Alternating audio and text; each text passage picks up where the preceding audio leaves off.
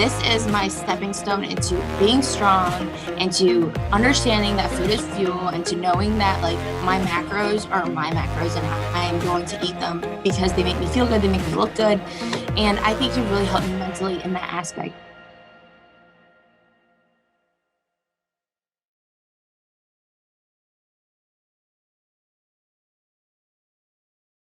Hi guys, this is Adam with See You Later Leaner, and I am here with Anna, and we are going to talk about schedule changes and difficulties.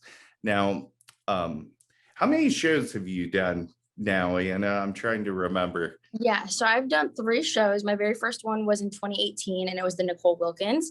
And that was my first show, and we ended up doing really well. It was a great first experience, fell in love. And then we took a whole year off. And I think that was very healthy for me because I was very tiny at the time. Yes. I had no muscle mass on me, and I do think that's important for like every competitor. I'm sure we'll talk about that more later on. But my second show and my third show were actually in 2020, so of last year during the whole pandemic. And I remember like that was probably the most hectic, stressful year of my life. I actually made a post about this yesterday, and I was like, if I can get through that, I can literally get through any prep because I was going through 18 credits and it was my finals week and I was studying for the biggest exam of my life thus far, the MCAT. So I had that literally right before my show, hopped on stage the next week. I remember messaging you, like taking my MCAT, like super stressed this week, but I'm ready to go. Like once this is gone and like over with, I'll be like ready to crush it. You took the baton perfectly there. I was hoping you would bring that up because that rolls us perfectly into schedule changes. And if I remember correctly, we kind of kept some potential refeeds on the back burner if you were struggling with just like concentration. And even though your peak week was literally coming the next week, I actually, if I remember right, I think you were ready early for that show. So we were Yeah. already reversing. So I felt a little more comfortable about it. But, you know, when you're in college and you have those big projects come up, you know, the MCAT, Yeah. how did you manage the stress of that? Did you stress about that much, or did you just always kind of feel like I can do this and I will be okay? So I'm naturally like a high anxiety person. So with and I'm very type A too. So everything needs to get done in a certain order and structure.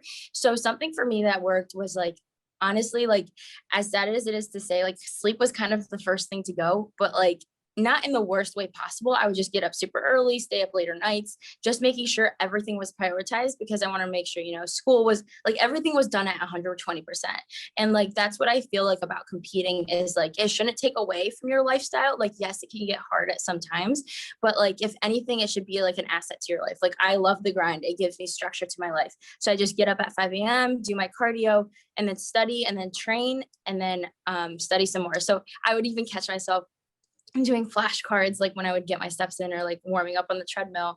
And that's something that helped me. So just making sure to like schedule my days like accordingly so that I don't feel overwhelmed. I don't and making sure to work in advance as well. Like I know I have my peak week coming. I know I have finals coming. Like what can I do to like prepare? So I like create a whole like calendar sheet of like what I need to do day to day just to make sure at the end of the day I'm not like stressed. Cause then if stress is happening, like we're not going to look the right way for stage. And so everything can be affected.